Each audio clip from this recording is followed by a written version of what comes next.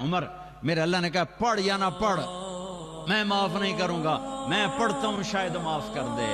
پھر میرے نبی نے کہا، میرے اللہ نے کہا تھا میرے حبیب 70 دفعہ بھی پڑھے گا تو نہیں معاف کروں گا۔ پھر آپ کہنے لگے اگر میرا اللہ کہتا نا کہ میرے محبوب اگر تو 70 دفعہ ان کا پڑھے گا تو میں معاف کر دوں گا، تو میں اس کا 70 دفعہ پڑھ دیتا۔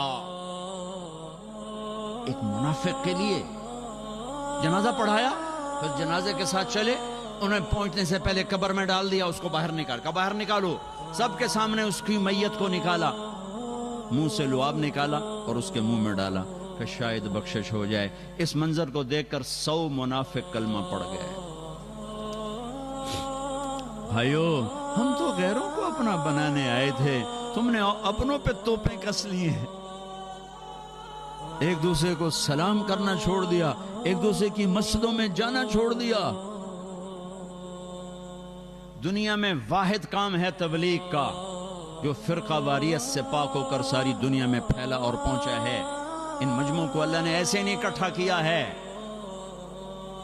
کتنی دفعہ مسجدوں سے ہم نکالے گئے، نکل جاؤ تسی کافر ہو، نکل جاؤ، مسجد دھوو۔ ارے مسجد میں تو کافر بھی آ جائے تو دھونے کا حکم نہیں ہے، مسجدیں دھوئی گئیں۔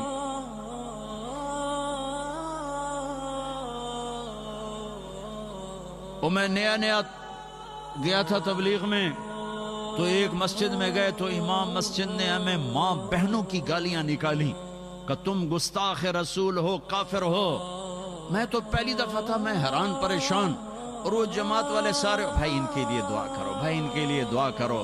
تو میرا اپنا دماغ وہ انالیسس کر رہا تھا کہ یہ کہتا ہے میں عاشق رسول ہوں اور بھری مسجد میں مسافروں کو ماں بہنوں کی گالیاں دے رہا ہے، اور یہ اس کو دعا دے رہے ہیں، تو ان میں کون گستاخ ہے اور کون عاشق ہے؟ وہ نبیوں میں رحمت لقب پانے والا، مرادیں غریبوں کی برلانے والا، بندن دیش کے کام آنے والا، غریبوں کا والی، یتیموں کا مولا۔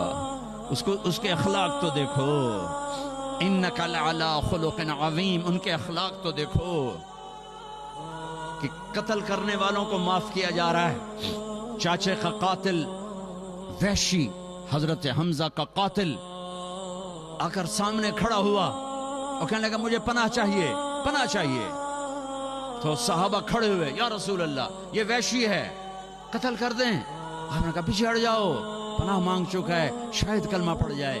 ایک آدمی کا کلمہ پڑھنا مجھے 1000 کافروں کو قتل کرنے سے زیادہ محبوب ہے، تم اس کے امتی ہو۔ وہ کلمہ پڑھ گئے۔ آپ نے کہا یار ایک بات تو بتا، میرا چچا تو بڑا شیر تھا، تیرے ہاتھوں کیسے قتل ہو گیا؟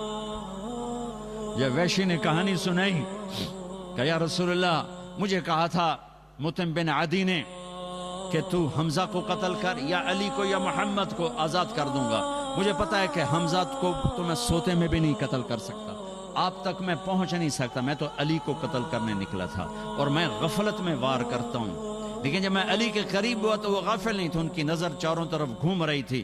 میں نے کہا اس پر بھی میرا وار نہیں چلے گا۔ پھر میں حمزہ کو ڈھونڈنے نکلا تو ان کو میں نے دیکھا وہ دونوں طرف سے بے خبر ہو کر سیدھے آگے بڑھ رہے تھے۔ میں نے کہا ان پر میرا وار چل جائے گا۔ ان کو دونوں ہاتھوں میں تلوار تھی، اور جو آ رہا تھا گاجر مولی کی طرح کٹ رہا تھا، تو میں ایک طرف سائیڈ میں ہو کر بیٹھ گیا۔ جب وہ بڑھتے بڑھتے بڑھتے میرے قریب پہنچے تو میں سر اٹھا کے برچھا اٹھایا اور پھینکا، تو ان کے یہاں آنتوں کو کاٹتا ہوا پار نکل گیا۔ انہیں مجھے مڑ کے یوں دیکھا، مجھے لگا میری جان نکل جائے گی۔ میں پیچھے گرا اور پھر اٹھ کے بھاگا، اتنے میں آپ گر چکے تھے۔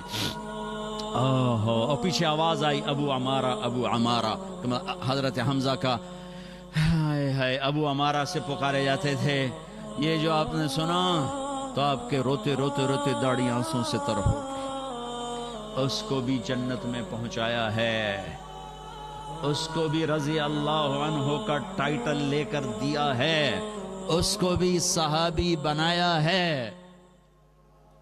کس کے امتی ہو؟